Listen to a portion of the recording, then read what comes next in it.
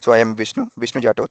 As Kavya said, I'm working as an occupational toxicologist, Mylan Pharmaceutical, which is an Viatris company. On like as part of my occupational, like my day-to-day activities, I do take care of the employee safety as well as which includes actually setting occupational exposure limits, exposure bans, and implementing uh, administrative and personal protective equipment suggestions and industrial hygiene related activities. So today I'll take you through the in-depth knowledge of occupational toxicology, what is OELs, what are all the precautions or the monitoring we should be performing in an occupational setting. That we will go through here today. So give me a second.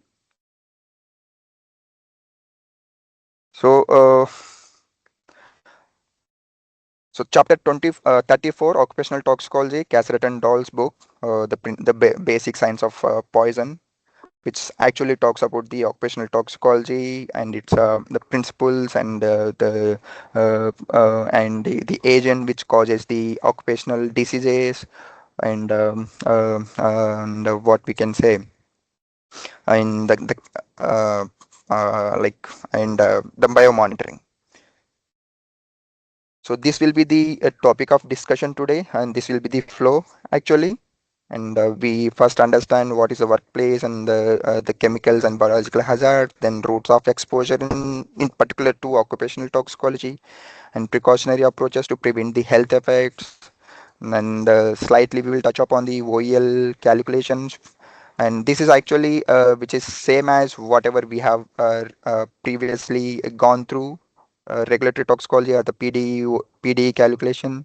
Like most of we actually do this kind of risk assessment. So this is not something new, something different, but a slight variation which includes the principles of toxicology and but it has the core knowledge or the wing of occupational setting. So that we will talk about how different it is from the general PDEs and the OEL, and we will talk on industrial hygiene, and this is something new for us, for the toxicologist who is working mostly in India. The industrial hygiene is something new. Most of our Indian toxicologists don't do it. So there are institutes like there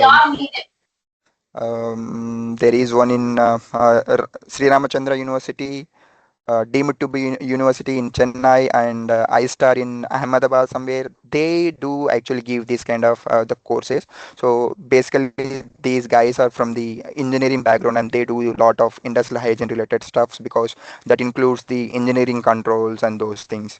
So, but this is also something related to occupational toxicology. Most part of the industrial hygiene is related to toxicology, and toxicologists can do that. So we'll talk about that and the hierarchy of controls in the occupational setting. We will talk about that. So let's let's continue with the introduction. So as I said, occupational toxicology is something the application of principles of toxicology or the principles of methodology of toxicology towards the understanding, managing of chemicals, biological hazards at workplace. So here what we have to understand, what I want to stress here is workplace. Workplace is, it can be industry setting, it can be agriculture setting, it can be anywhere where the human being is employed or deployed to do his particular activities, to work. So wherever the human being goes and works there, that is called as workplace. So it can be your office space, it can be your manufacturing site, it can be your agriculture site where you do agriculture, it can be even your the animal husbandry or the poultry farm, anything which is called as workplace. So the objective of the occupational toxicology is, so now we talked about occupational tox. What is occupational toxicology? What is workplace? But what is the objective of occupational toxicologists at these sites, these workplaces. So the primary objective of the toxicologist, the occupational toxicologist is to prevent the cause, either it is disease or the injury or the accident. Our primary aim as a toxicology is to prevent that particular cause. Or, or simple words we can say in a toxicology term we can say adverse effects or adverse health effects. In particularly in workers that could arise from the exposure to work environment. In the work environment, as I said earlier again, it can be anywhere where we are actually going physically and working there. Poultry, animal husbandry, workplace, manufacturing site, or the agriculture site, whatever it is. So that. And the occupational toxicology is a discipline which actually draws the, which actually it's a central console we can think of, and it includes the industrial hygiene, epidemiology, occupational medicine, and regulatory toxicology. Without regulatory toxicology, so like all the regulatory toxicology and the occupational toxicology or the epidemiology, etiology, these are all actually we can't do separately. So we have to get all the knowledge, apply that knowledge towards the occupational toxicology, which is the central console we can say. So that is that. So what does the occupational toxicologist do? What he does? He do the environmental monitoring. He does the biological monitoring or the health monitoring.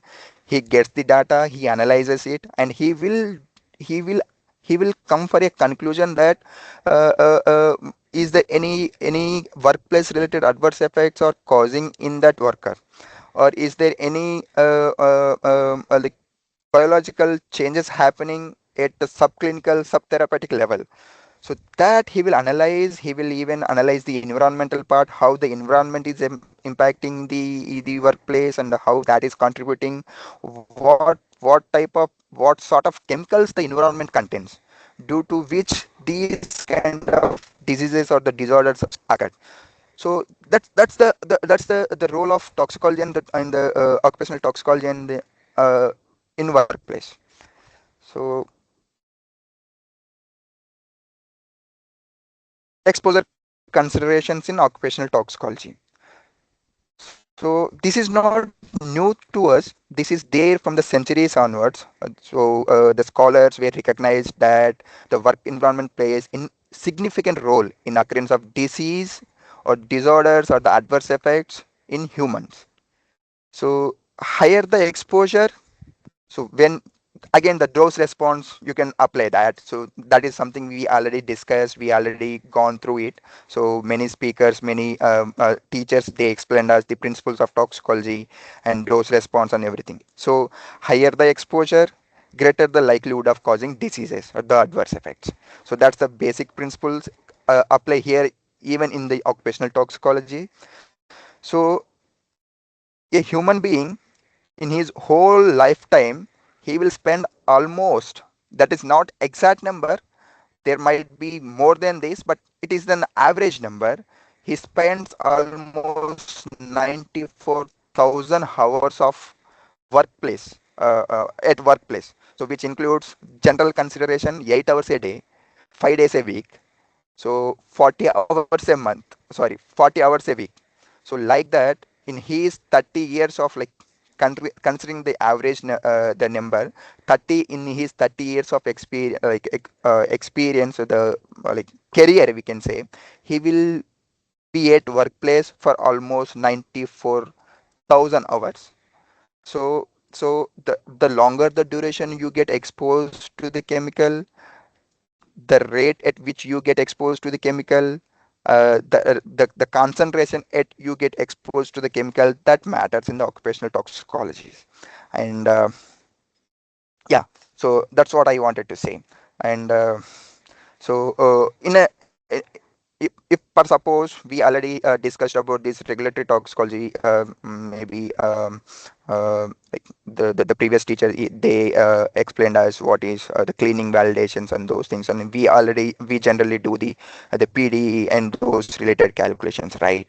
So one PDE, the permissible daily exposure or the tolerable intake or the injectable, daily intake, whatever the term you consider. So we do it for single chemical, right? Individually, we do assess that, and we give the conclusion and the safe limit. So in occupational toxicology, we don't know what sort of chemicals present in the environment surrounding us.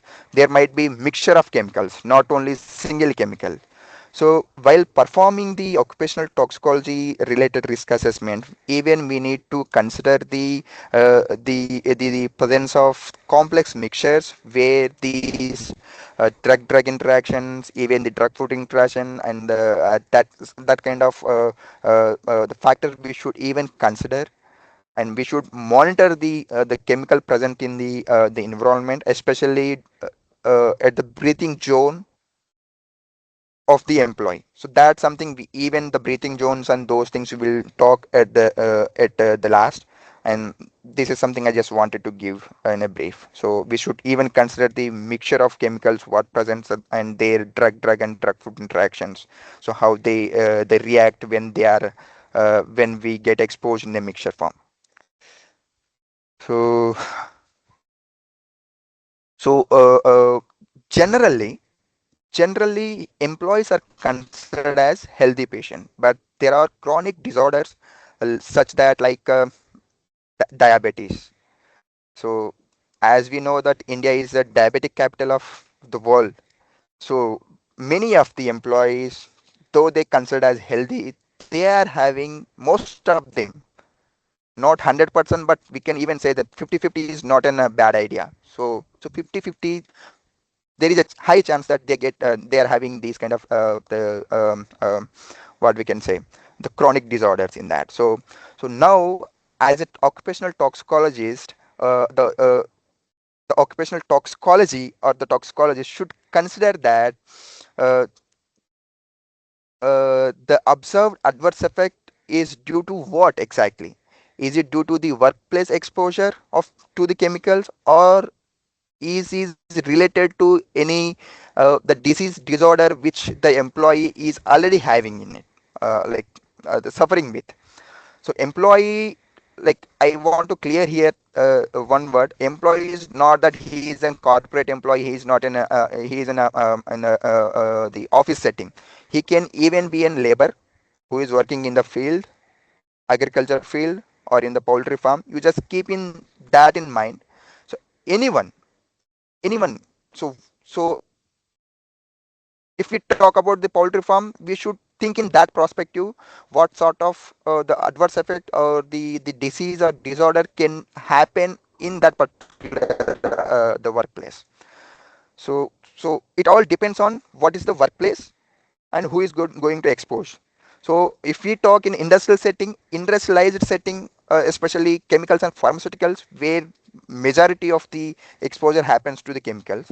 So so that's something we can consider as a like we can say, like we can analyze or we can estimate, is these adverse effect is due to having chronic diseases, or is it related to purely based on the chemical exposure, or is it is due to the chemical exposure which is worsened, which is exaggregated due to the chronic disease or disorder which already the employee is suffering with. So that even we need to keep in mind. So in DABT,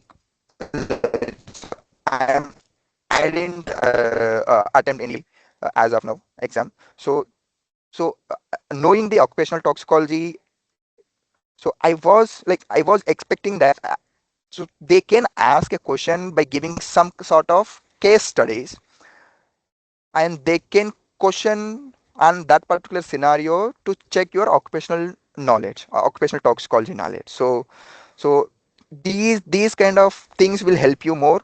So just read between the line and understand the background in that. The first, the clinical manifestations of the occupational toxicology, so induces the disease are often indistinguishable. So as I said, we don't know whether it is occupational related adverse effect, or it is non-occupational related, or the chronic disease related thing.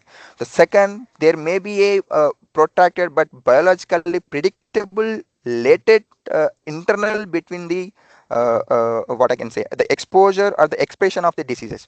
So you got exposure somewhere the few days back to some other environment or at your household, and now you are at workplace and at you got some symptoms. So the occupational toxicologists even need to consider what sort of chemicals the employee is handling, and is these adverse effects are related to those chemicals or not. If it is not related to that, if those chemicals which he is handling, so by doing the literature and those things, and then he should go around that and check what what he handled, what he did in the previous days also. He should go retrospectively.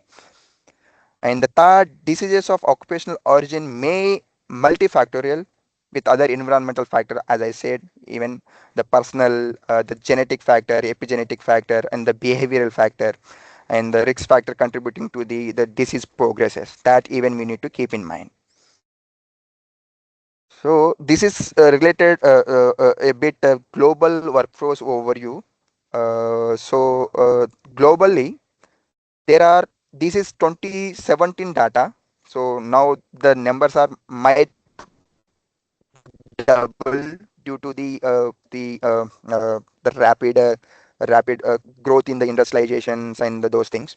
So by 2017, there were 3.45 billions of workforce or the labors were working globally, out of which 8, 8, 803 millions workers were in China and 511 millions workers in India. And in which almost out of these 3.45 billions, so almost 1.1 billions, which is almost 31.3% of the total workforce, were agriculture related workforce only. So you see how large is the workplace exposure towards the agriculture. And the high exposures were like the the occupations were like in US, 22.2 million workers, which is accounts 14.9% of the global workforce, were exposed to manufacturing, construction, mining, and agriculture. So so they are having, if we can take it, manufacturing is at a higher scale than the construction, than the mining, at least in the agriculture. But in India, most of them will be towards the agriculture and the construction. So in this U.S. population, the work population, service sector jobs where like waste management, transportations, and repair work may also involve in the chemical and biological hazard, because due to the disposal of these chemicals, or the equipments, or the the utilities which used to handle those kind of the chemicals, they might be dumped into the waste management system, and the waste collectors and those people get exposed to those sort of chemicals. So this is just a graph which is mentioned in the Cassett and Doll's book, and which talks about this is the general whatever we have discussed now, but at the broader uh, uh, picture. So yeah, the dose response we all know. So the dose, what is exactly the dose? That the amount of toxicant which is reaching to the tissue or the site of action, right? In occupational toxicology, so in general regulatory toxicology, we know what dose we have given to employee, sorry, to the patient, and at what rate, and how frequently we have given, and that's something we know. But in occupational setting, so no one will intentionally give any chemical, or they take it through oral intentionally, right? So they don't do that. So it is happened in a work environment where you will get exposed unintentionally, because your environment, surrounding air around you, got got contaminated with a sort of chemicals.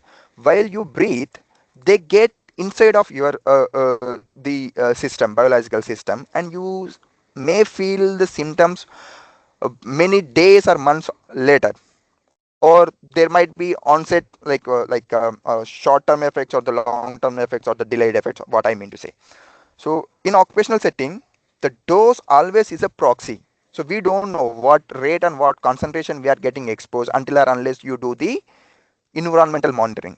Though you do the environmental monitoring, and there is no generalized criteria that everyone will get exposed to the same rate of the concentration or the same rate, because it all depends on the how fast you breathe, what is your tidal volume, and like how much hour you will get exposed to that particular chemical, and what sort of personal protective equipments you are wearing, you are having on your body. So everything matters, right? So what, because of that only, so the occupational toxicology primary aim is to prevent those kind of exposure, not to treat, not to do any sort of other things. The primary aim is to prevent. Once you do that prevention, we no need to think of all other disease or disorder, whatever the effect, the adverse effects, right? That's what. So to do that, we have to do some sort of the hierarchical the elimination of the chemicals, that will even talk later. So you just remember that in occupational setting, dose is a proxy. We don't know exactly what dose and what concentration we get exposed. So or like in the same room, two different person may get exposed to two different level of concentrations. They might have two different doses in their body because of the environment, right? So just keep that in mind.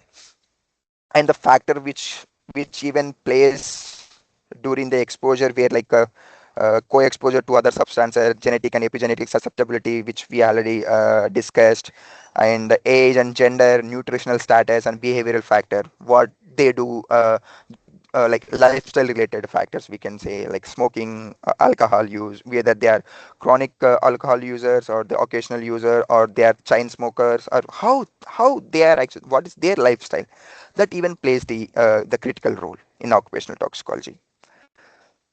So these are the this graph actually talks about the pathway for exposure to the disease. So these are the exposure factor, the exposure concentration, which already we have talked about what concentration the employee or the getting exposed, at what duration he is getting exposed, at what frequency he is getting exposed. Combining these, your that will become your dose. This everything plays significant role to decide the dose in occupational toxicology. This is not the case in all other sort of risk assessment. This might be similar to the cosmetic, because in that case we will know at what rate and what concentration, what amount we are applying, and what what time we are getting exposed to that, like whether it's a rinse off or whether it's a the permanent applications, or the so what sort of that. So it may be similar to the cosmetics, but this is something purely the unique one. So that makes your dose. So the concentration, the duration, and the frequency, that makes your dose. Here the factors. These dose can be minimized by applying some sort of occupational health standards and personal protective equipments and engineering controls and administrative controls. If you apply these, you will you will take down the dose to the max to max, to the lower level. So when the employee, so when I'm saying you means the employee, so when they follow this sort of the factors, the hierarchy of controlling the factors, when they follow this, they won't get exposed to the dose. So their dose will get down.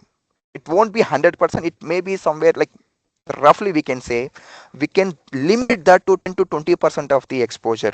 So here it may be 100%, but the dose inside uh, the biological system, we can reduce that by applying this sort of following this sort of factors. So that makes whatever do you get exposed, that will become your dose. And then later, so how you know that these factors, whatever the controls I made as an occupational toxicologist in the occupational setting, are actually working. How we know that what are all the rules the occupational toxicologist made in occupational toxicology, the setting, were actually followed by the end employee who is actually working in that particular field. So we don't know. Most of them were like they will neglect the controls. They won't follow the controls. Sometimes there are some other factors too. So where we can't monitor them all the time. So due to which there is a concept called biomonitoring. So to check the effectiveness of your controls, whatever the controls the as a occupational toxicology implemented, so are they are effective or not? So how we will know? By doing the monitoring, biomonitoring, not the workplace monitoring, biomonitoring. So you did all the workplace monitoring. You observed the type of activity what they are doing and chances of getting exposed to that particular chemical, what type of activity they are doing, and you will do all the background risk assessment and you will implement these kind of the controls. And are my controls are actually working or not? That you will do by performing biomonitoring, by taking these biological samples from the employee, analyze it in the lab setting, and see whether is there any traces of the chemical in the biological system or not. And if it is present, what sort of adverse effect they are causing, at what concentration they are the present. Is there any relation between those concentration and the observed adverse effect in the employee? So that sort of things the occupational toxicologist will make. So after in the biomonitoring, what we will see, even these in the occupational setting, even you can consider there are some other modifying factor which we already discussed, like genetic, age, gender, nutritional behavior, and additive or synergistic effects, like the mixtures in mixtures case. So everything will make the impact, and you will do your screening, the wellness screening and everything in your biomonitoring, and you will extrapolate that, or you will do your risk assessment based on these factors and the exposure. Are those adverse effects were related to the workplace exposure or due to those particular the chemicals or not? And is there any subclinical effects, or the subclinical diseases they progress into the actual adverse effects, or they get repaired by themselves due to per suppose if they are having some sort of inflammatory diseases, and they get exposed some sort of NSAIDs. In that case, what if they're actually getting exposed to that particular the NSAID, they get treated with that, right? So they may even repair themselves, and that vice versa, that plays the matter, and you will come to know everything when you do the biomonitoring or the screening. So hope I am clear here. And so before we are diving deep into the occupational toxicology, so I just wanted to give a brief the background on the skin. This is something even we all know. We are studying from our the 10th standards and the 12th standard. If we are into the like as we mostly into the like science background, like BioPC and those things. So, but just a brief, because skin and the lungs or the major target organ or the route of exposure in occupational setting. So I just wanted to give a little background about the skin and the lung, and later we will go into the actual the occupational toxicology part. So this is the outermost part of the body, and which actually protects it acts as a barrier to the outer world, to the inner the system. And it acts as a barrier. It prevents it protects the inner organs, your tissue, your the circulatory system, nervous system, and everything. It's kind of the firewall. It's kind of firewall where it protects your this software, right? So when this particular breaches, your data will get hacked, your data will get exposed, it will go into the those who is wanted to steal your data, right? The same way, the skin, when it is intact, when it is not the tired, when it is not broken, it protects your internal system. When it is broken, it allows the chemicals, pathogens, and whatever present in the outer world will get into the system. So this won't be the 100% criteria again when the drugs or the chemicals are very the highly lipophilic, highly acidic or highly basic. There is a high chance that they will get inside the body based on their physiological properties. But that's the basic just I just wanted to give. So yeah, let's go to the respiratory system again. So respiratory system starts from your nasal cavity to the lungs, alveolus, and bronchi. Sorry. So this is the major the route of exposure, which comes in the first place in the occupational setting. So in an occupational setting, lung related disease and disorders are like at higher side when compared to the other sort of exposure. The primary route of exposure is to the respiratory system, then and then the second one is due to the dermal absorption or the dermal exposure. Then in the accidental scenario, it might be accidental ingestion. It goes to your oral route. Maybe accidental pricks or cuts. They even contribute in the occupational exposure. But more than 50% of cases, it is due to the respiratory exposure and the dermal exposure.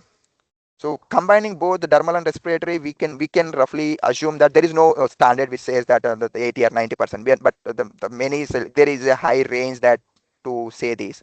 Approximately 70 to 80% of the cases might be both from these two routes only, and when compared to oral the accidental pricks and those things, right? So to these to these, so we already partly covered this part, but let's go through it again. So if it is an inhalation exposure, so what actually matters? The concentration of the environment surrounding us, the particle size, how small they are, how small the chemical the particulate or the sort of the allergen or whatever the what we can say genobiotic, which is not part of our system. So smaller the size, higher the penetration, it can reach to the very bottom of your lung in an inhalation setting. The larger the size, our body naturally has the filtration barriers, the nozzle hairs, which acts as a primary route of the screening, which actually filters sieves. So you know the sieving, right? When you sieve, the smaller particle will come down and the larger particle stays on the that sieve, right? So similar mechanism works in our nose. So these nozzle hairs uh, uh, uh, like uh, uh, stops the large particles, but still the small particles, which are actually 10 micrograms, sorry, not the micrograms, micrometers, or the less than that 10 micrometers, they actually go inside the lungs and up to they are having the ability to reach your the alveoli. So the what I mean to say is, smaller the size, higher the chances of getting exposed or the reaching the lungs. But larger the size, our natural body mechanism will obstruct them in the nasal cavity. They won't go or reach to the very bottom part of the lungs. And respiratory rate, how fast we are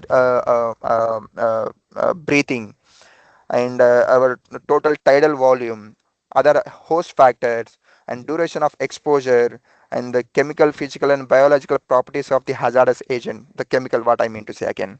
Then effectiveness of your personal protective equipment, how good they are in protecting or acting as a barrier between you and the hazardous agent. Similarly, in the dermal exposure route, we have concentration in the air. So once those will settle on your skin, and based on the nature or the based on the your dermal condition, they get exposed into the systemic circulation, but at slower rate when compared to the inhalation route, right? And the degree and duration of wetness of that particular hazardous agent or your skin. So here is again the factor. So I'll give one example. The factor which actually mentioned in the news article of part of article which I have read a few months back. So factor affecting dermal absorption. So I think that washing my hands frequently will prevent me to get exposed to the chemical. But what news study says that washing hands frequently will make your skin more susceptible or more weaker to get exposed to the chemicals. Higher the wetness, you like many of you might observe that when you keep your hand in water for more than 10 minutes or so, you will see that your skin is will become little sensitive or little wrinkled, right? So sort of that. So higher that, like that's not the case. Like we wash hands frequently and we won't get exposed to the chemical. So that's not the factor. So even you wash your hand frequently, you will get exposed at higher concentration because your skin become more weaker in that case. So again, the integrity of your skin, whether is there any scratches or cuts or the wounds and whatever the case. So that and percutaneous absorption rate of that particular chemical based on their the physiological conditions, and the region of skin exposed, whether it is in eyes, there is no barrier, or any other what we can say, um, epithelial tissue uh, sort of thing, and surface area of exposure that plays the major role. So how large the surface area got exposed. Larger the surface area, higher the amount of drug will reach or the hazardous agent will reach into the systemic circulation. And pre-existing skin disorders or the diseases. Temperature of the workplace, vehicle for the toxicant, in the again the mixture comes into play in the like additive or synergistic effect we can talk about, and presence of other chemicals on the skin. So that everything plays a significant role in these two particular exposures, and these are the actual occupational exposures. When compared to all other routes, we generally know that the oral, the parental, all the parental, subcutaneous, intramuscular, or whatever, that happens in the occupational accidents only. So let's dive into the occupational exposure limits, which is the gold standard and which is the heart of the occupational toxicology, which I can say. So what is occupational toxicology? Occupational exposure limit, which is something like done for chemicals and the biological agents uh, to like to set a limit in an occupational setting and as an acceptable ambient concentration level. So which is OEL, occupational exposure value or the limit. So by which there won't by that concentration, even the employee get exposed to that particular concentration for his whole lifespan, 8 hours a day, 5 days a week, so 40 hours a week throughout his lifespan, or like I mean to say working lifespan, there won't be causing any biological adverse effects. So that particular level is called occupational exposure level or the limit. So that level should be such that there won't be any subclinical, subtherapeutic, or the delayed or the short term or long term, whatever the exposure. It should be inert. It should not cause any major adverse effects. So there should be that's the background of that's what the occupational exposure limit is all about.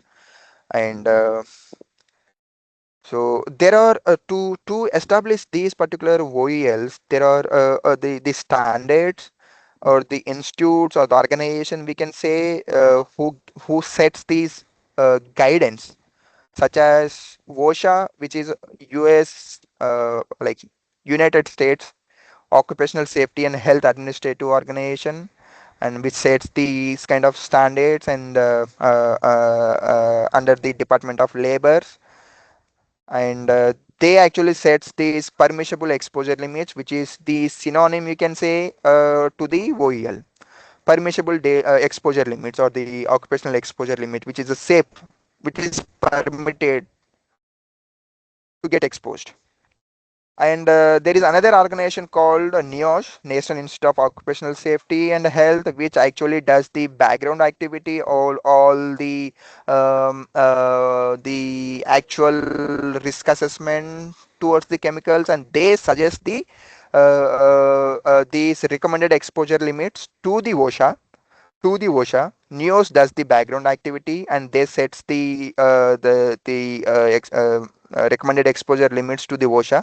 Then OSHA takes that into consideration and they put that into the permissible exposure limit concentration, and they give this in different the scales. One is for 15 minutes exposure, which is the STEL we can say, short term exposure limits, and there will be a the 1 hour exposure limit, and there will be an 8 hours exposure limit, which is called the time weighted average.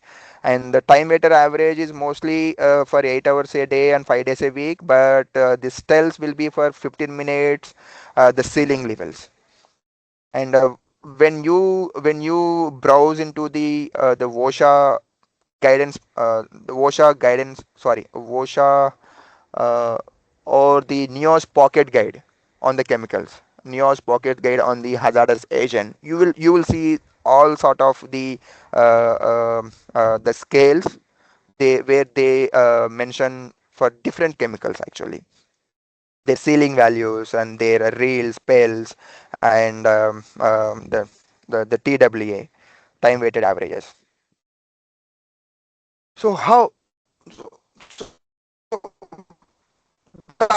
that's the OEL background. How do you calculate that as an occupational toxicologist?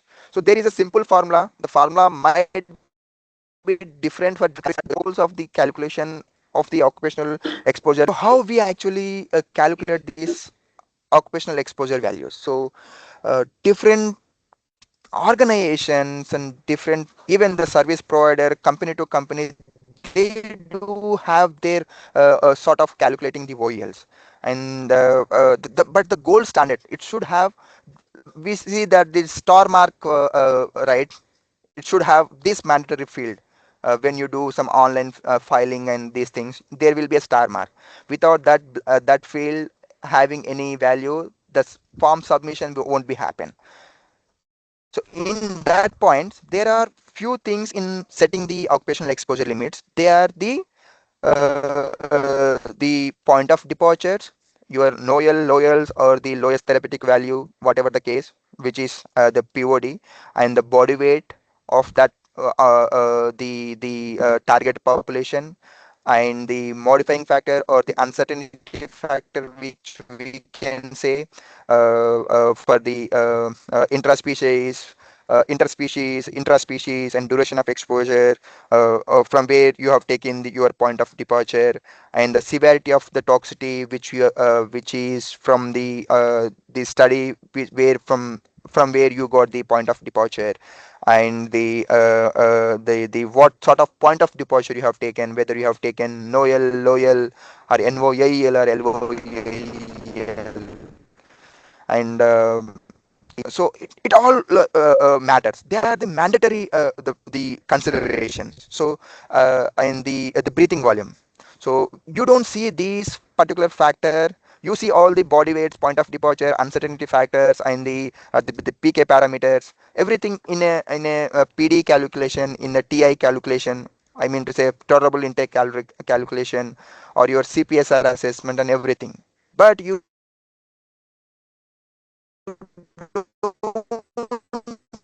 see this sort of setting.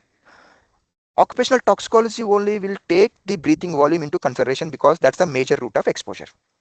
And the another way of calculating the TSLs and the other factors were there, but they are in a occupational toxicology, they are considered to calculate these thermal exposures.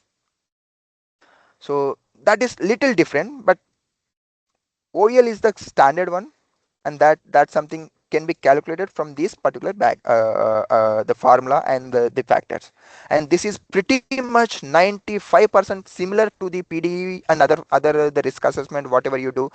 If you are in the medical device industry, you do your tolerable intake or your ED max. Now the new concept of ED max and those things, I don't think they take this into consideration because I'm not into medical device now, and I didn't do the recent risk assessment on the medical device for the direct like implantables.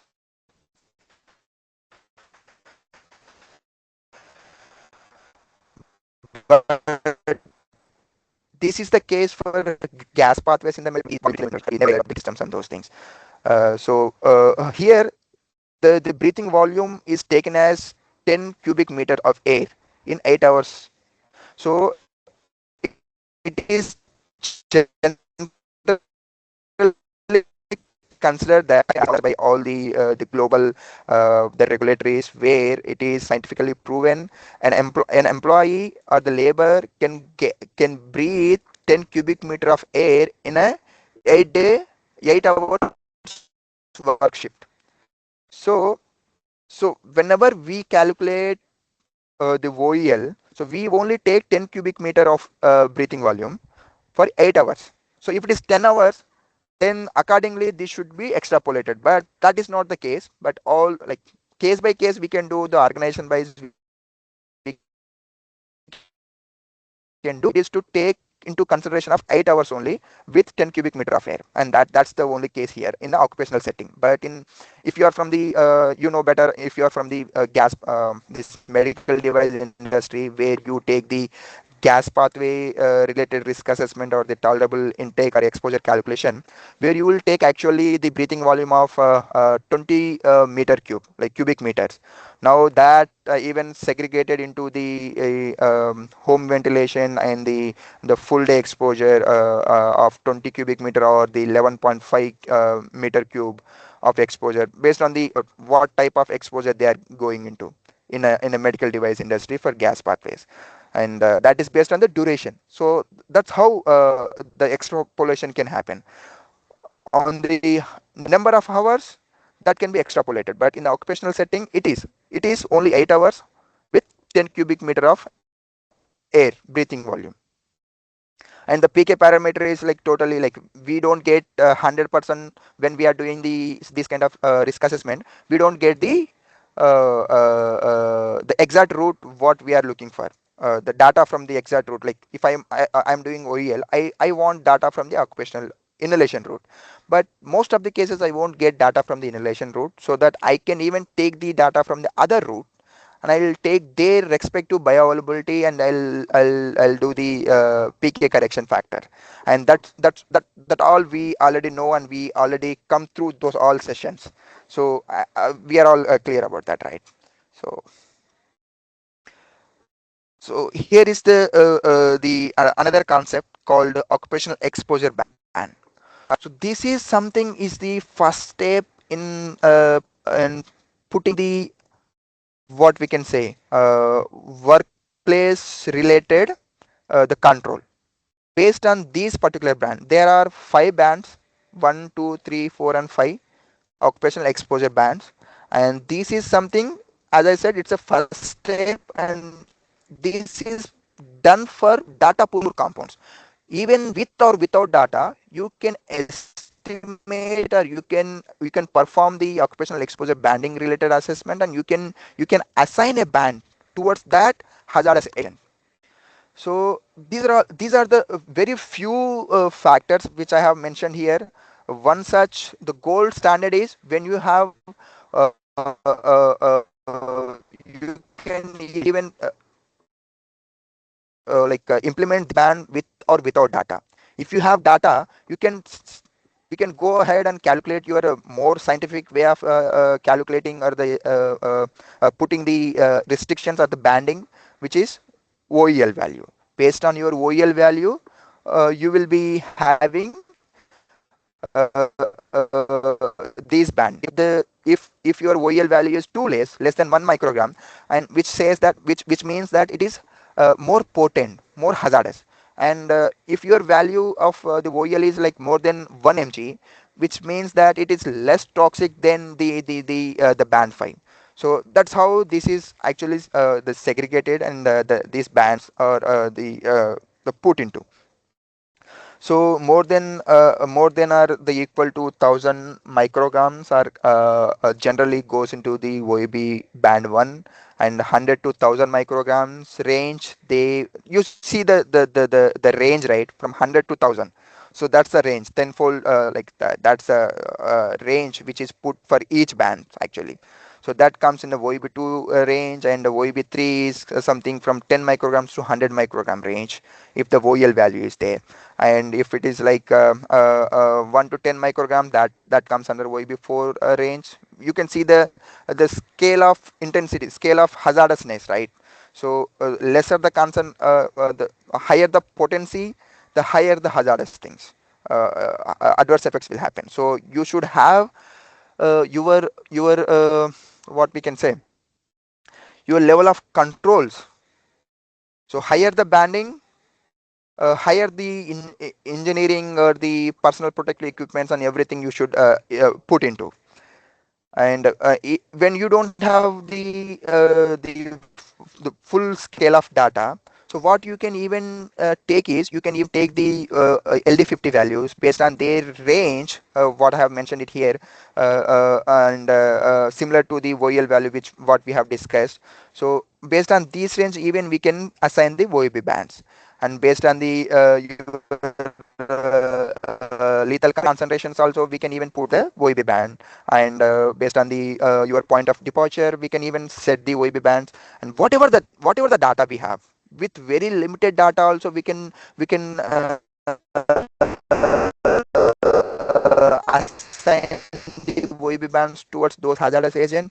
Even with the more data, with robust data availability, we can calculate the more way of more scientific way of implementing for OEB bands also based on the OEL value. And based on your the potency, how potent the chemical or the hazardous agent is, based on that, and based on the nature of the adverse effects and their nature of reversibility, considering that everything, we can even put these assign the OEB bands. And based, even you don't have this particular data, even you can go ahead with the H codes, we can say, or the hazard statements. This is something mostly comes part of your labeling or your safety data sheets related the notations. So based on that, even you can assign the OAB bands. So we, as of now, we have talked about the PELs and RELs and OELs, right? So these are mostly US and the Canada related the terminology which we use generally. Most of the global countries follow this terminology only, mostly the OEL, PEL, and RELs.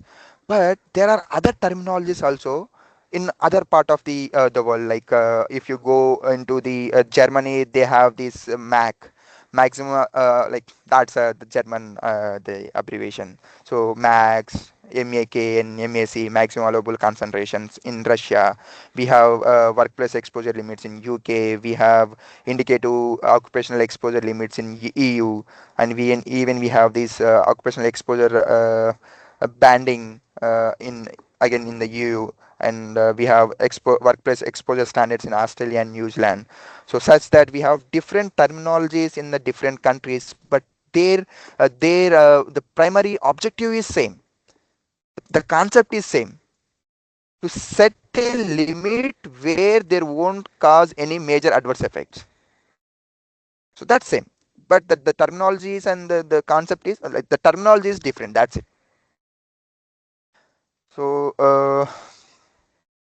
So let's go into the actual exposure scenarios and the routes of exposure and those things in the occupational setting. There are, as I said previously, there are two major routes of exposure is the inhalation and the dermal absorption, and there is very less chance that the ingestion will happen, but that won't be the intentional. There might be intentional or unintentional, but that is not the majority of cases. So in vast majority of workplace in work environment, inhalation of the toxicant is the primary concern, as I already told you, right? So in the inhalation, again in the inhalation exposure, the exposure to the gases, vapors, liquid aerosols, and the particulate aerosols and the fumes, mixture of these plays the major these things. So from where the gases are coming from, where the vapors are coming from, where the aerosols are generating from, that plays the matter. That is something again related to the workplace, whether you are into the electrical industry, where you do like kind of electrical work, where you will the wire burns and those things, and the fumes will get generated due to those kind of fire accidents and those things. Whether you are into the metal industries or the other sort of the daily labor activities where they do soldering and these kind sort of what we say. Um, uh, I hope you know the meaning of soldering. I don't know the other words. Welding is the another synonym we can say to that. Welding work, where they do combine the two metals into one part.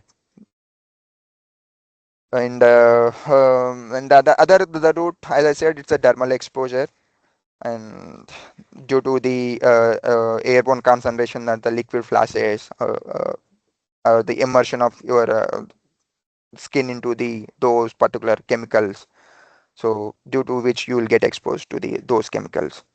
And it is important to remember that not only in the lung responsible to uptake the substance into your body, and most of the cases it acts as a target organ.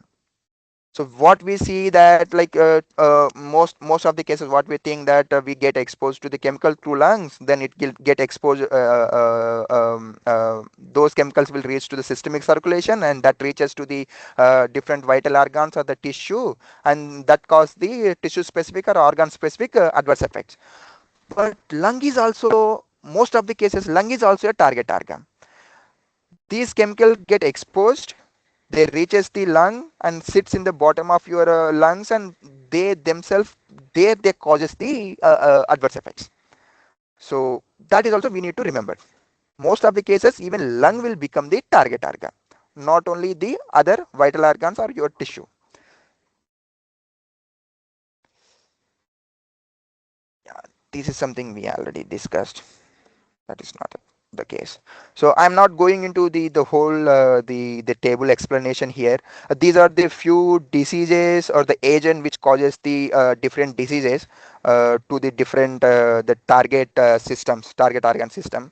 But suppose if we can talk about the lungs and airways, you have acute pulmonary edema, bronchitis, and we have allergic rhinitis, asphyxiation, asthma. Asthma is the major cause in the occupational setting, and asthma related the like syndromes, and these are the causative agent to these particular diseases. We have nitrogen oxide, which causes the acute pulmonary edema. We have pollens and fungal spores in a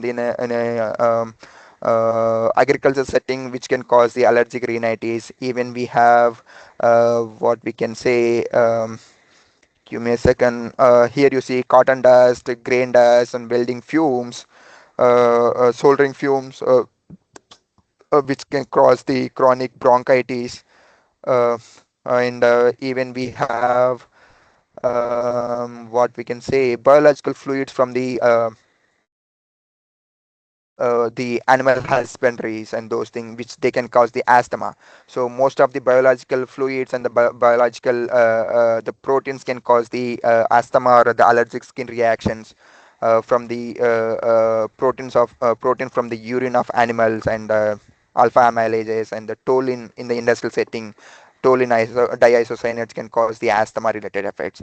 These are the few examples. Even there are agents which causes the cancer in the workplace, and they are like benzene, ethylene dioxide, asbestos is the major one, and now there are many controls implemented, restrictions were implemented to use those asbestos. And because that like there were like many cases where asbestos related the lung cancer and were found in the initial days, and later they identified the asbestos is the cause for those related lung cancer and those things, and they restricted to use those kind sort of asbestos related products and those things, and more restrictions are the more controls towards who's handling those asbestos related the products and those things. So yeah, you can see the immune system.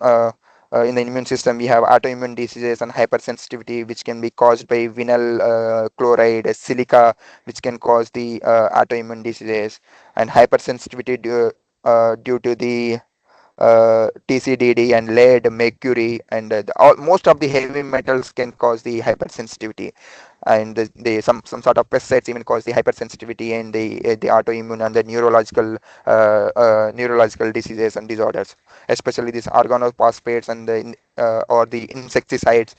They are actually will act on the cholinergic system, and they will inhibit the cholinesterase and causes the nervous effect related adverse reactions. And these are the yeah, there are a few more which talks about liver and reproductive system. And in the reproductive system, male and female, in the male it is like chlordicone, like a keepin, which can cause the male reproductive related adverse effects, and we have aniline and styrene, which can cause the female reproductive related adverse effects. And in the both sexes, we have this carbon disulfide and lead and vinyl chloride can cause the effects in both the species. Sorry, both the gender.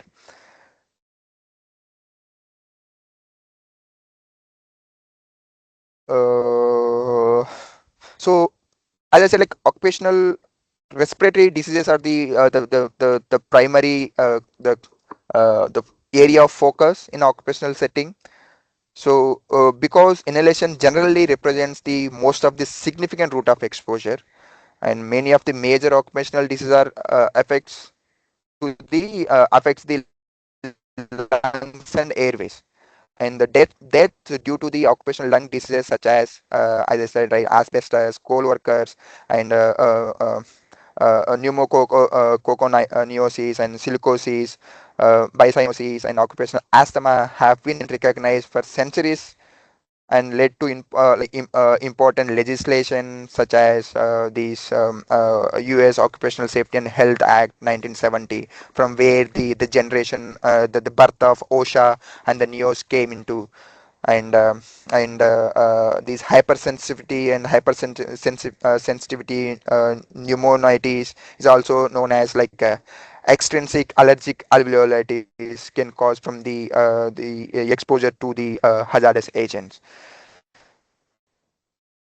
These are all related to respiratory system, and most of my presentations will be focusing on the respiratory systems, and then few on the dermal exposure. And in the inhalation system, like respiratory system, as I said initially, the toxic gases can cause the fluid and protein leakage from the blood vessels into the tissues and the airways. Severity and the location of injury depends on the gas concentration at the concentration and its water solubility. Higher the water solubility, it causes the higher toxicity. Gases, example is anhydrous ammonia, mainly harms the eyes, sinuses, and upper respiratory airways, like upper airways, and they react with the tissue water to form the corrosive compounds and causing the rapid tissue destruction. And whereas low solubility gases such as nitrogen dioxide, they have the slower onset of injury and mainly damages the deeper airways and alveoli. But it takes sort of time when compared to highly water soluble compound. And to this asthma in the occupational lung diseases, respiratory diseases and disorders, asthma is the major prevalence. And the chemicals which causes the asthma in a percentage wise, if we can talk again from the low molecular weight wise and the high molecular weight wise, the toluene diisocyanate cyanide takes the comes in the first place, not from the percentage wise, from the uh, uh, uh, uh, what we can say, the cases wise. So this toluene cyanide contributes up to 10 percentage of the whole asthma cases, and anhydrates will contribute up to 18% of the asthma cases, and plicatic acid, which is called a western red cedar, which accounts the 4% of the all asthma cases in the occupational setting, and platinum refineries, they contribute up to 54 percentage of the asthma cases, and they are all with low molecular weight chemicals. And with high molecular weight allergens such as shellfish, like many of the seafoods, like shell content seafoods, they do cause the hypersensitivity, the allergic skin reactions, and or the asthma. The allergic skin reaction even considers the asthma and those things, and adverse reactions, hypersensitivity reaction, we can say that. So selfish causes the asthma and allergic skin reaction, and which is contributes up to 26 percentage of the all cases. And the lab animal worker, they get exposed to these high molecular weight allergens in the animal biological samples, or the excretion related sample, like such as fecus, or the urine, or the pathogen presence on their particular body surface. So they contribute up to 44 percentage of the all asthma or the hypersensitivity related actions. And bakers, where they get exposed to wheat and alpha amylases, and then that contributes up to 7 percentage of the asthma cases. And and here asthma again divided into three parts, three types I can say. So one is allergic asthma, another one is non-allergic asthma, and another one is the last one is work aggregated asthma. So allergic asthma, it is clear that it is the name itself says that that is due to some it can cause due to the presence of allergens and those things, the known allergens and those things. And non-allergic asthma is similar to that, and which can cause from the chemical exposure. Whereas work aggregated asthma, so there will be a what we can say, like a low percentage of, in other word we can say, we have these asthma but not uh, that severe. It is like very mild, but when you get exposure to these allergens, these will get aggregated, and that will worsen, because you already have the asthma but it's very mild. And at workplace you got exposed to these kind of allergens, and that particular mild asthma will become severe. So that's an work aggregated asthma. And once you clear your the airways and those things by giving some sort of the break to the work, and you will get, most of the time you will get come to normal level, which is the mild level asthma. So that's what I mean to say. So as per the NEOS data, so 22% of the occupational asthma cases are due to the workplace exposure worsening pre-existing asthma. That's what I mean to say, were aggregated asthma. So you have that pre-existing asthma, and due to the exposure to the the allergens at workplace, that pre-existing asthma will become severe. So that's what, like, out of 100% of asthma cases, 22% of asthma cases is purely due to the pre-existing asthma, which is worsened due to the work aggregated asthma.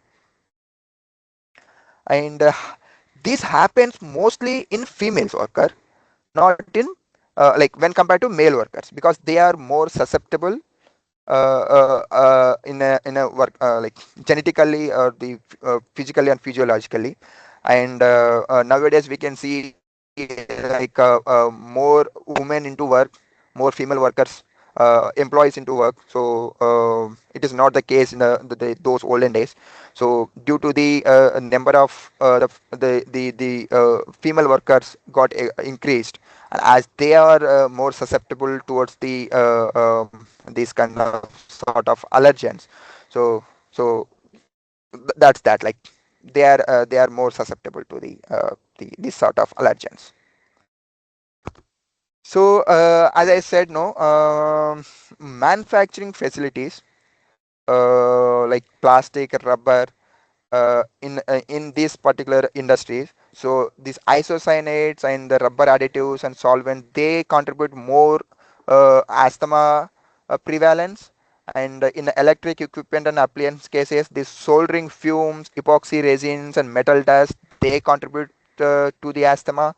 In chemical industry, vapors from the reactive agents and acids and bases, or the actual chemical, they they worsen your asthma, or the cause the asthma. And in the transportation, the equipment industry, where they use the paints and the lubricants and adhesives and welding fumes, they worsen the asthma cases. And even in the service sector, such that like healthcare and social assistant cases, hospitality related cases like hotels and those cases. So latex used in the hospital scenario, and disinfectants used in hospital scenario or the healthcare facilities, and the aerosolized drugs. So they cause the asthma. In education industry, sorry, in the educational institutes, these chalk dust. So that's the major cause in education industry. The chalk dust is the major cause for asthma.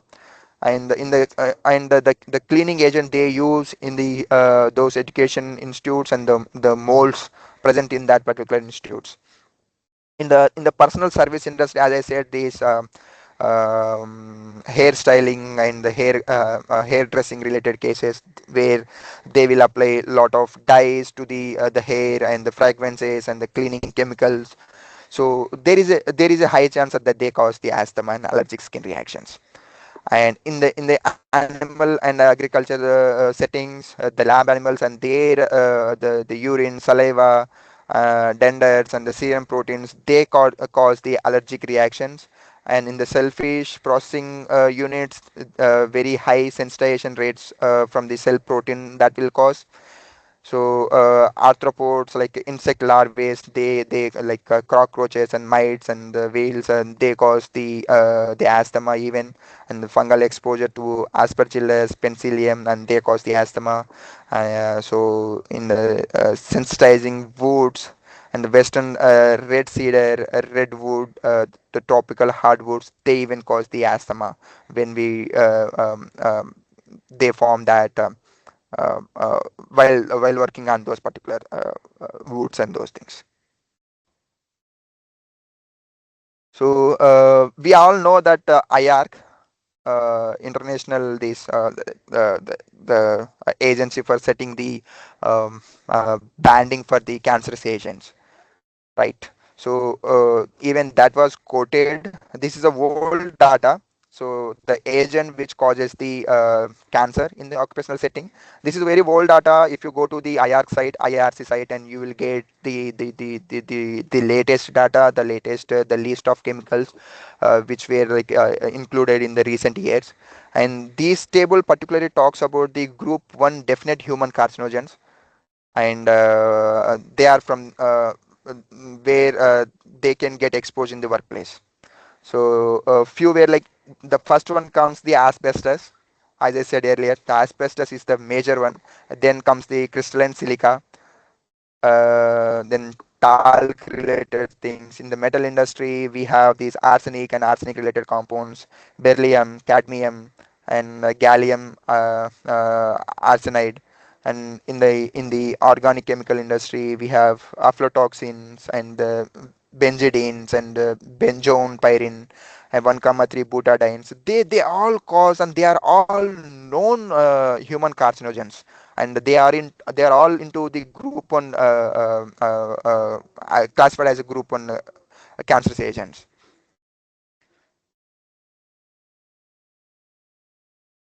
So here comes the till this time, what we have talked about, what is the occupational toxicology, what does the occupational toxicology do, toxicologists do, what is the OEL, what is the different the abbreviations and these things, and what sort of adverse effects they may cause, and what sort of chemical cause the diseases and disorders.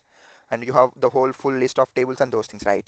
So now, how you will know that these diseases caused due to this particular the chemical exposure? So how you will do the surveillance? So from where you will take the data to do your occupational risk assessment in an occupational setting. So the data sources for the occupational toxicology, from where the occupational toxicology takes the data in a broader way. Not like we'll go to the pub came and we do the literature search. That's not the main the data source, I mean to say. So the area, from which area the toxicologist can take the data to do his risk assessment. So one such thing is uh, the major one comes from, first you need to understand what sort of the adverse effects the chemical is causing, and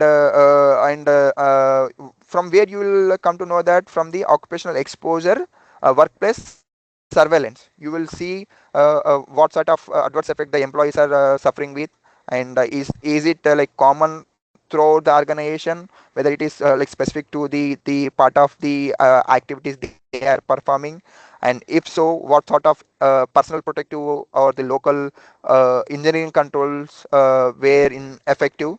So that everything he will take into consideration by taking the occupational epidemiology studies into the consideration, even taking the data from the in vitro toxicology testing, and even from the QSAR modeling, and from the in vitro animal models, and from the human challenge studies. So taking all this data into consideration, he even performs his occupational exposure surveillance, and he does his risk assessment. So, evaluation of occupational exposure risk. So, occupational exposure usually occurs at a low concentration for chronic level of exposure. Though the concentration at the employee getting exposed, but he will get exposed every day, 8 hours a day, 5 days a week, for his whole working lifespan. So the effect may not be seen today. There will be effects, delayed effects, very few, like many months or years after that. So even taking that into consideration, these occupational risk assessments should be performed. So that's that, like identification, uh, identify which effects are adverse, which are non-adverse, the human variance between that, like inter-individual variability, define acceptable exposure limit based on the severity and the permanence and the susceptibility of the individuals, take everything into consideration, and then establishing the causality, the linking chemical exposure to the disease. That's what I was talking about all this during this presentation. And historical framework, this is something we have talked initially. Is it due to the workplace exposure, or is it due to the other factors, the epidemiological casualty criteria, like strength, specificity, consistency, temporality, dose response, and biological possibility even need to be taken into consideration. And data source, or the data consideration from the animal toxicology, human challenge studies, case reports, epidemiology data, and in vitro toxicology data. That's what the previous slides talked about. So taking everything into consideration, we can do our occupational risk assessment. So now the hazard identification in the occupational toxicology and the tools available to for hazard identification, we can say in the simple term. So this is something even partially covered in the previous slide, but we'll talk here again. In vitro assays, where which provides the mechanistic insights and the screening of data. Validated OECD methods include like skin sensitization, eye irritation studies as per OECD, and QSR model help predict the effects when there is no actual in vitro like in vivo data is available even. And animal toxicology studies where to establish dose response and mechanistic data, support tentative OEL derivations, and most consider these species differences uh, like uh, like like during your risk assessment, you need to have that particular knowledge, right? Is there any is this something caused is there any relation between the disease, whether is it actually human, is there any human relevance to that particular disease or not? So you have animal data, and in which actually this alpha 2 mu globulin causes this nephrotoxicity, right, in the male rats, specifically, not even females. So these particular alpha 2 mu globulin, which is not present in humans. So there is no chance that whatever the effect we have seen in animal studies, that will happen in human. So taking such adverse, non-adverse, and adaptive changes and the human relevance should be taken into consideration while performing the hazard occupational risk assessment. And the next we have human challenge studies. Like I'm just explaining in detail what we have previously talked about. So epidemiologies, case studies, and human challenge studies. They are like just giving the brief here. So in the human challenges studies is where you can get the data from the animal findings in the control settings, assess uptake, metabolism, threshold for irritation, and or the acute effects, high ethical and safety concerns used only when the alternatives are unavailable. You can even take these particular data into consideration.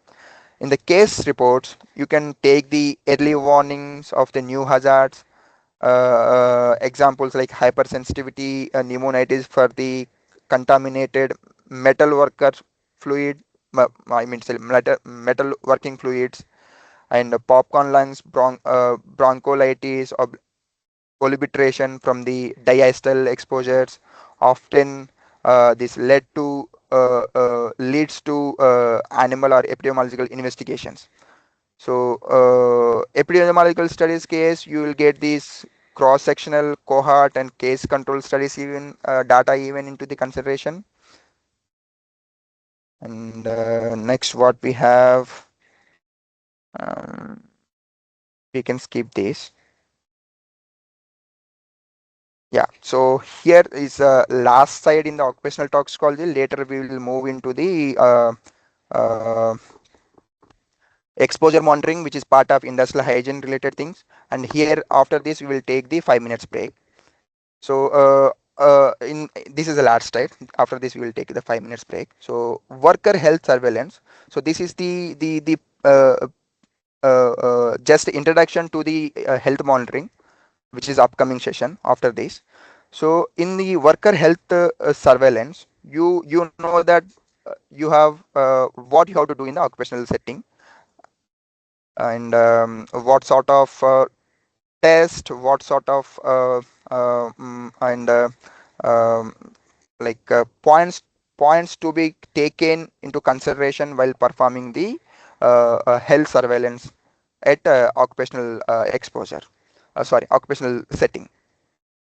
So the purpose of this particular worker health surveillance is to detect overexposure or the adverse effects early stage, where you will take the biological samples and you will see whether the trace amount of the chemicals exposure in the biological system, and validate that with your OEL values, and whether those the biological level, the concentration of those particular chemicals were at or below the OEL value, or the above the OEL value.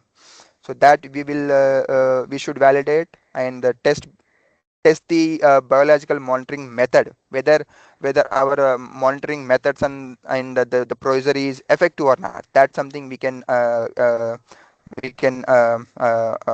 that's the purpose of these particular health surveillance thing. So in which we see the biomarkers and like health outcome biomarkers and the exposure monitor. Sorry, that's what, like, health outcome biomarkers. So standard clinical tools often detects the later effects. Early biomarkers are preferred. Example, these glomerular filtration rate better than the serum creatinine levels into the consideration for the kidney diseases, and enzyme sensitization risk from the high peak exposure, not cumulative dose effects, um, um, like like enzymes. Most of the biological enzymes and these things causes the sensitization, so they are into high risk factors.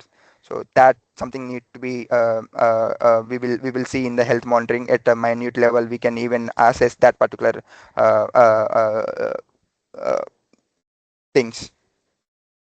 So from the so even taking the animal data, sometimes what happens, no, you find some adverse effects in the animal studies, but they won't be repeated in the humans, because the human and the species difference. But in few cases there will be effects in humans, but you don't see they like in you don't see such effects in the animals, so vice versa. So previous, in ancient like in the older days, that was actually proved. So when they tested this vinyl chloride, rodents have caused the carcinogenicity. By until that time, there were no evidence that these vinyl chloride can cause the human cancer. So when they identified these rodent carcinogenicity, with this evidence, they have cross-verified that with the human, the human carcinogenicity, and they found that this vinyl chloride can cause even the human cancer. That's what the case here in this vinyl chloride case. But whereas in 1,3 butadiene case, so animal studies showed carcinogenicity. Later, it was confirmed in. Sorry, I just got confused here. So, vinyl chloride caused the human carcinogenicity first. That was identified first. Human carcinogenicity identified first. Later, it was confirmed with animal studies. Whereas in 1,3 butadiene case, first animal side studies got confirmed or showed there is a carcinogenicity, but later it was confirmed in workers. So it is that's the importance of having workers health surveillance, having bio monitoring.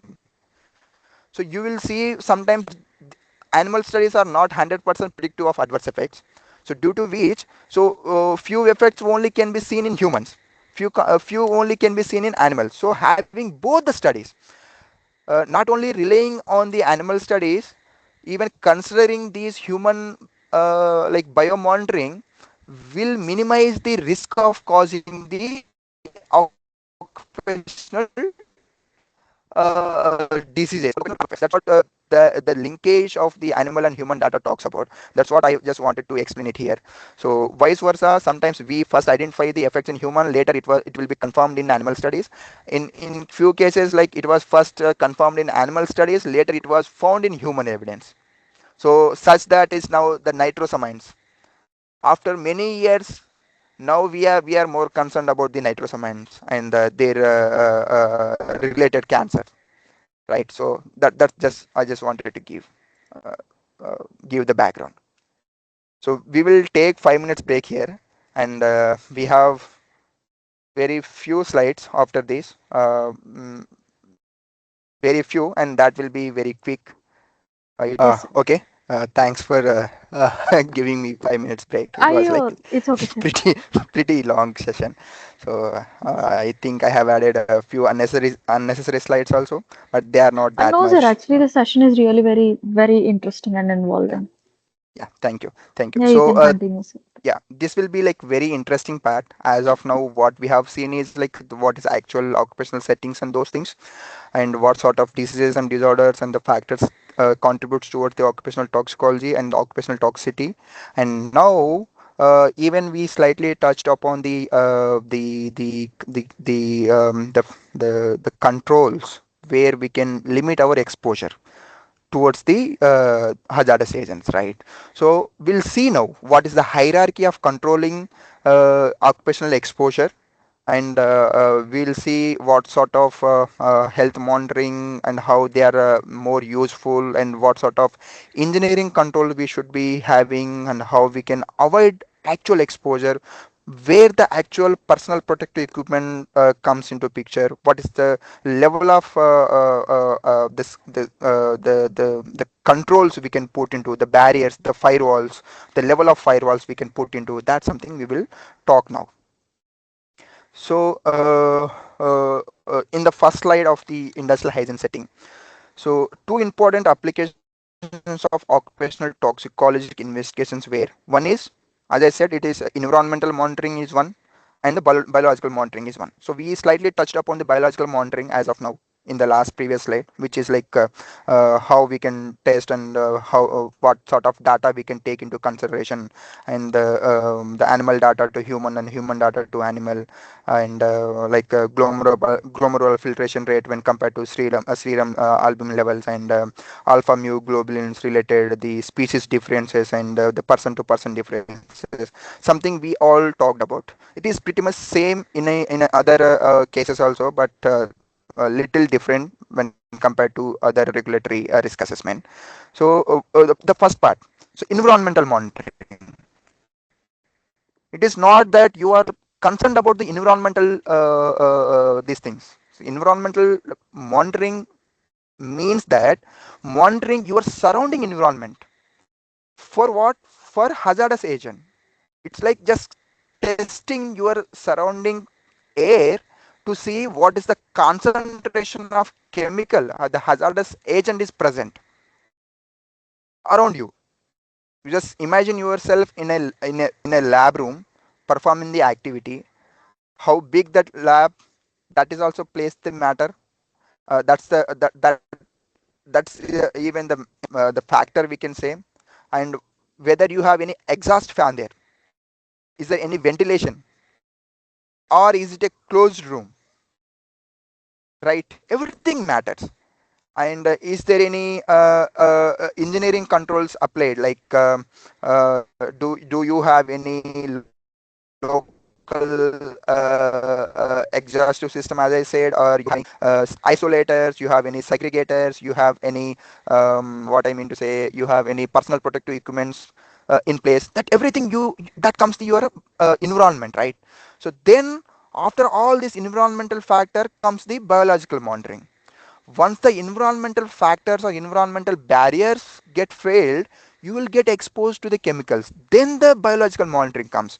But biological monitoring is not the primary area of focus. That's not the that not comes on the first place.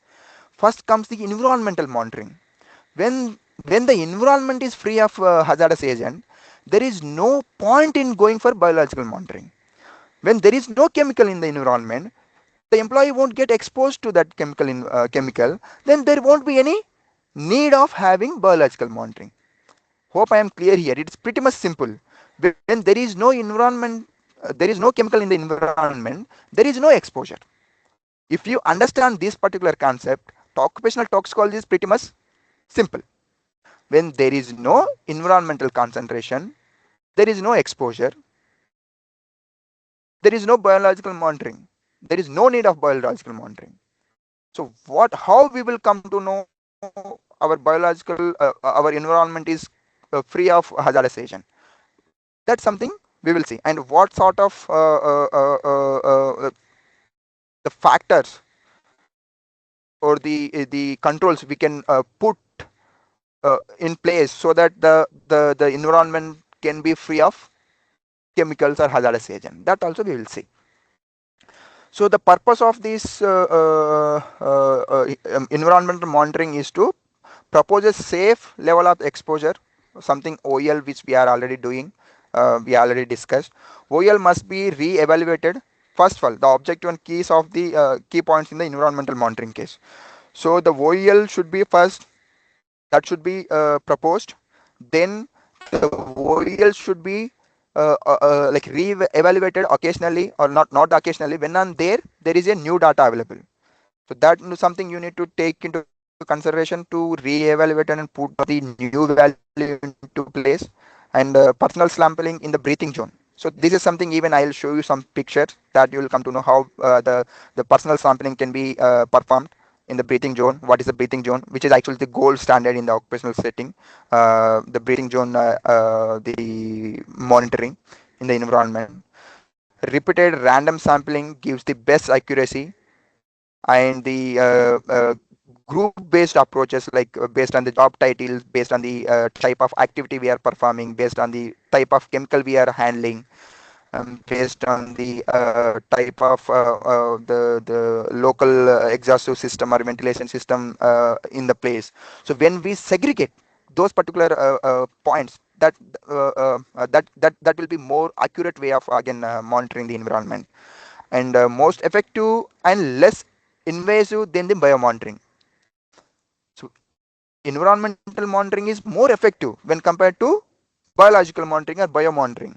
And biomonitoring is something you have to, someone like the health like doctors needs to be taken out the biological fluid.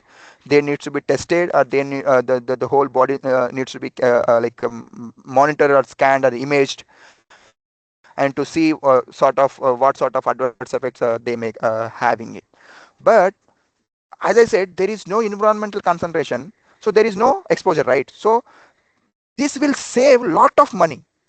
This will save a lot of money. It is very cost effective when compared to biomonitoring. No need of any pricks, no need of any drawing the biological fluid and anything. Just monitor your environment. If it is free of chemical or at low level, which is lower side of your like lower than your OEL value, all sort. So there is no need of again need to be worried. So that's what it is, gold standard. So here is the thing. What is the breathing zone? So the 30 centimeter radius to your nose. This is your nose, right? So from here at the nose or mouth, the 30 centimeter radius is called as breathing zone. There is a battery operated the equipment, and that will be drawing the air at a constant rate, which actually resembles the human breathing rate. And inside, this is a battery operated equipment, and here we have filters. So this is the opening, this pen like system, right? This is the opening, and this is your zone. So it is attached to the employee who is performing the activity. This suit is something personal protective equipment, PPE, gloves, and the apron. And this is attached on the apron. You can see the helmet. You don't has the a mask here, so you can see it here. So that's just a image I just representing here. So once it is attached here, it will breathe the air the way the human breathe, at a similar concentration and a similar rate.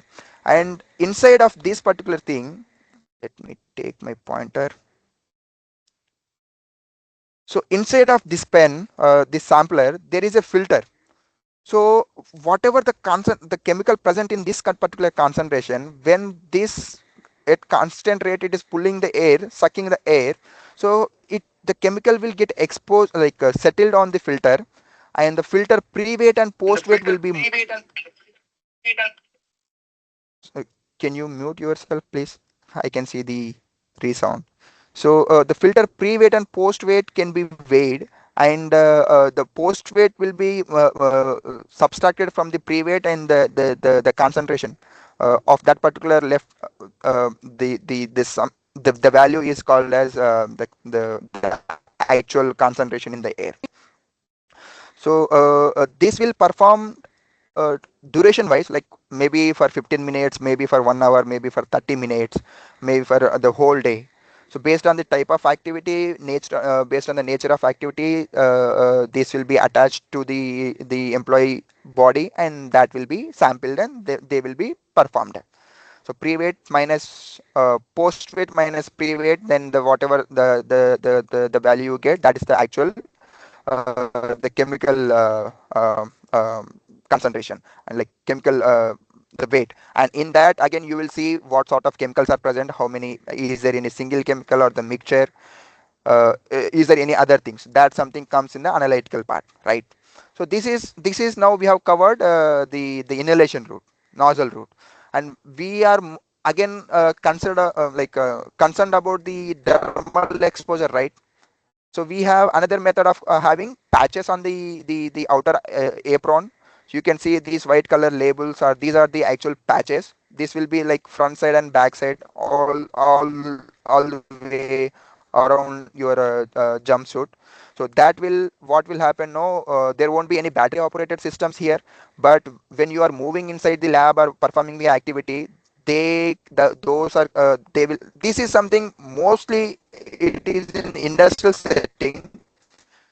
This can be even applied in the agriculture or any other setting also, but mostly health monitoring and these things are performed in the industrial setting only.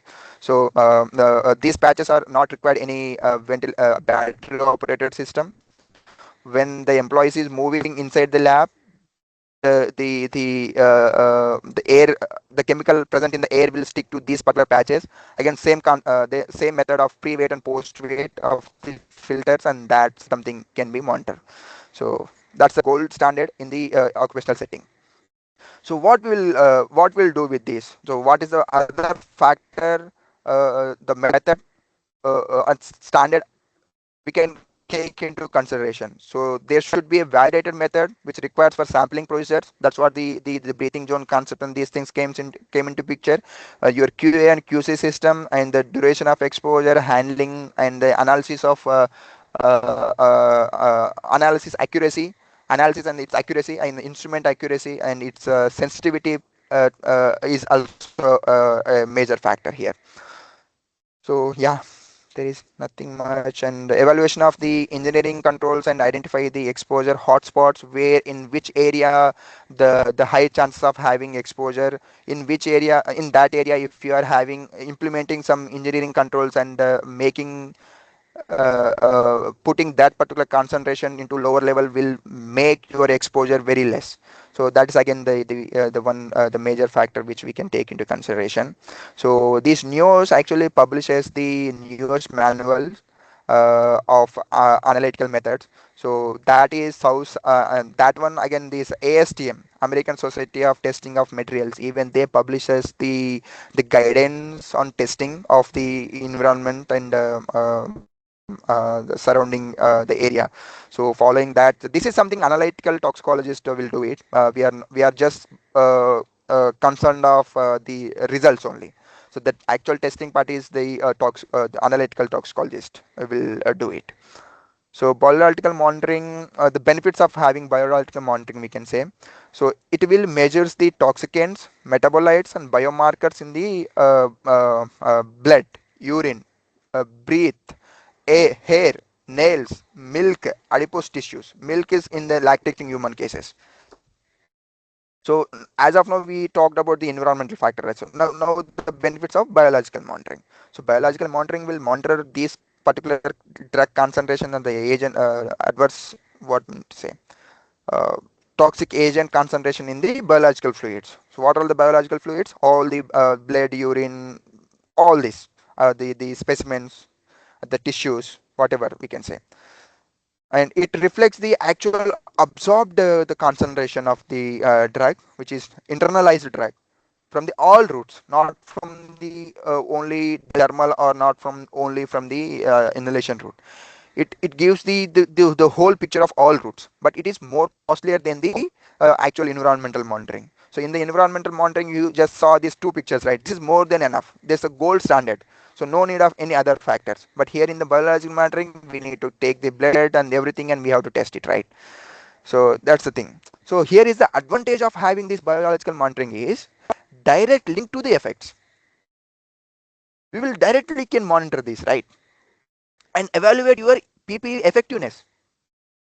If you can see the concentration of the chemical in the biological sample, which means that your PPE is not effective, your engineering controls are not effective, right? So with this, even we can refine our effect the controls. So having both like biological monitoring and environmental monitoring, it will become superior control, but that's not always required. So, but occasionally to see the effectiveness of your the PPs and engineering controls, it is recommended to have the biological monitoring also. But not all companies or organization will do it, or who are like big in MNC, more concerned and with where in the country the more regulations demands these particular testing, they will do it. The limitations I already talked about, that cannot localize the source or the exposure because it's from the all the route of exposure, confounded by non-occupational exposures also. So that's the limitation, but that is also the good one. So what factor influences the biological monitoring? So individual variability, which comes with the hygiene, absorption rate, and workload. So we all can't breathe in the same constant rate. We can't have the same genetic or the physiological and the pathological conditions. So and the number of hours I spend and number of hours my colleagues spend totally different, and the area within the room, that is also matter.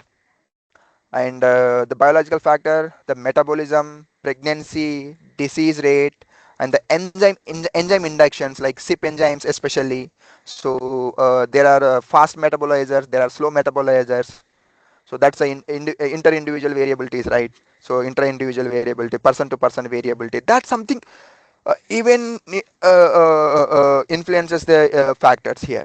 So timing of sampling, per suppose there is a drug which is having very short half-life. Per suppose you just consider it as a 15 to 30 minutes, but you have taken the sampling after 1 hour of exposure. You have performed the activity now. So employees perform the activity now, and the drug has the half-life of somewhere 15 minutes, and we are taking the sampling at after 1 to 2 hours.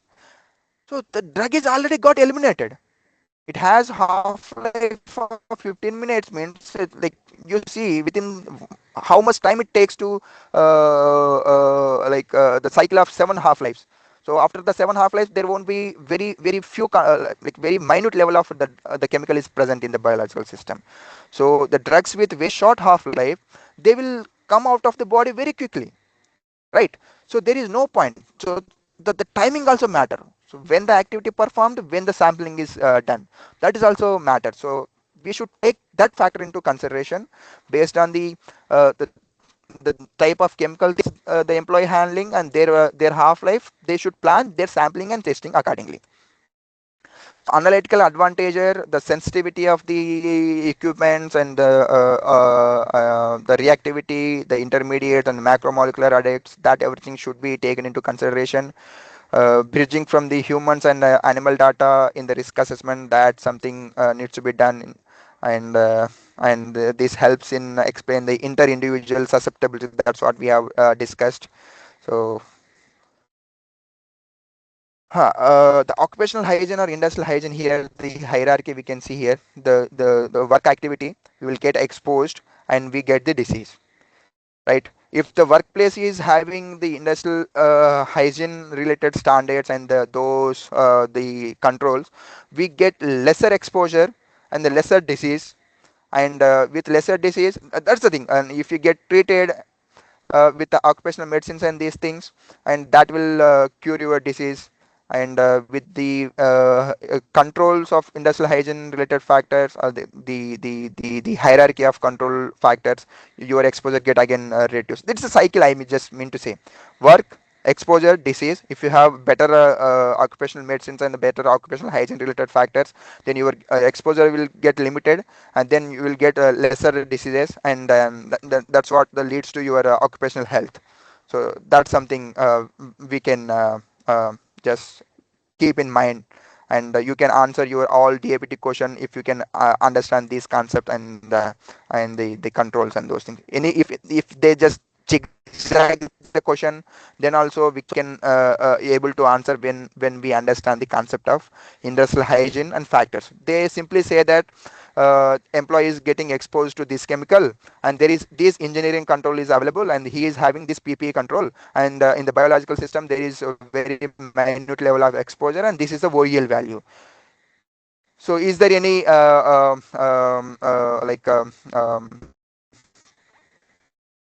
what I mean to say, is there any problem is there in there? So when there is biological values lesser than the OEL values, we are not bothered. So the OEL says that it is a safe limit, but even there is a high chance that the actual risk assessor will make the mistake while doing the OEL value, but that's something can be cross checked or cross verified with the adverse effects and inter individual effects and their health lifestyle habits and everything, and their background genetics and everything. With that, something can be sorted out. So in the industrial hygiene sector concept, there are four factors. One is first comes the anticipation, then comes the recognition, then comes the evaluation and control. So first, you will anticipate. In the anticipation, this involves the identifying potential hazard in the workplace before they introduced. You will think what sort of chemicals we are handling, what sort of adverse effects may come. That is something anticipation, like just imagining what can come based on the actual data available. And recognition, this involves the identifying the potential hazard that a chemical, physical or biological agent or adverse ergonomic situations. So ergonomics also comes under the industrial hygiene or the occupational setting only, because the way we are sitting, the way we are lifting, the way we are walking, that's also matters. And in the recognition, even the chemical agent, whether they are in gases form, vapor form, solid, fibers, liquids, dust, maze and fumes, at what form the chemical is available, that's again plays the critical role. And the physiological agent like noise, vibration, heat, cold, electromagnetic fields and the lighting, that is even the plays the critical role in the industrial hygiene. So industrial hygiene not only talks about the chemical, what I mean to say, it even takes the physiological and biological, ergonomic, every factor, social factor also, psychosocial, like physiosocial factors, they take everything into consideration. It's a broader area, we can say. So in the biological agent factor, like we can consider that it's bacteria, fungal infection. They will even take into consideration. This comes under industrial hygiene only, and how these will influence the occupational toxicology, the occupational disorders or diseases. Ergonomics, like as I said, right, lifting, stretching, and repetitive motion. That's also plays the major role in occupational setting and occupational hygiene.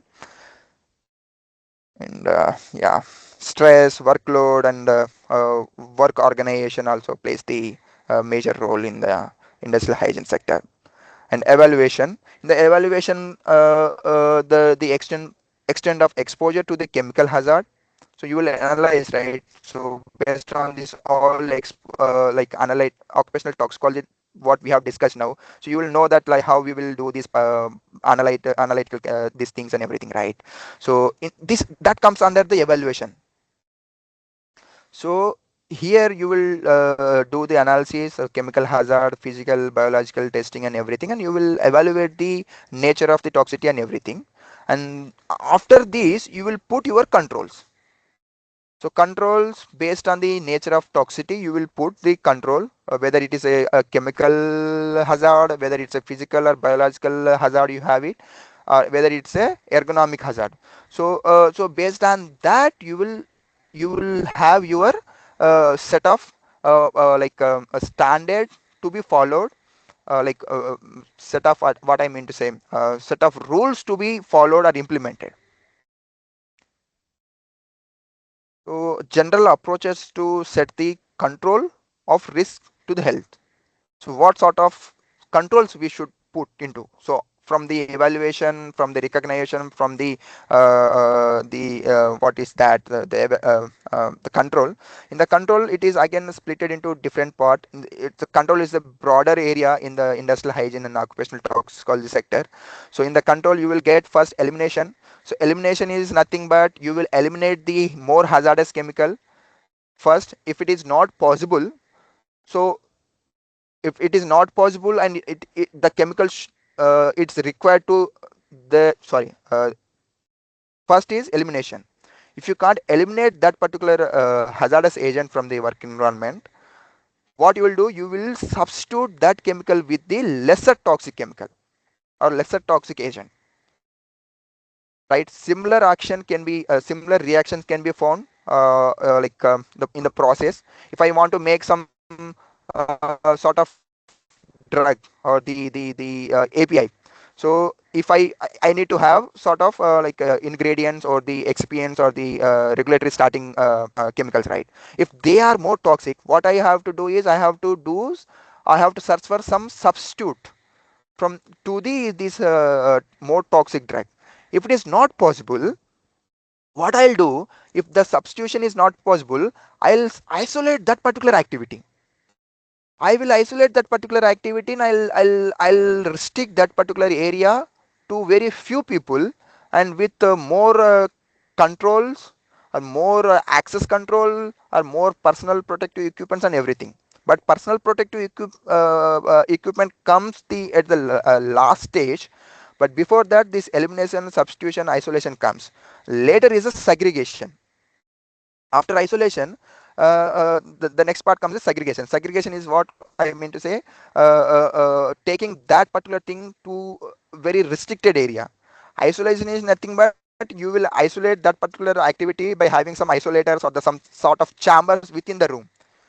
Segregation is something you will be segregating the whole activity in a separate workplace, and where very few people can go there and do the activity.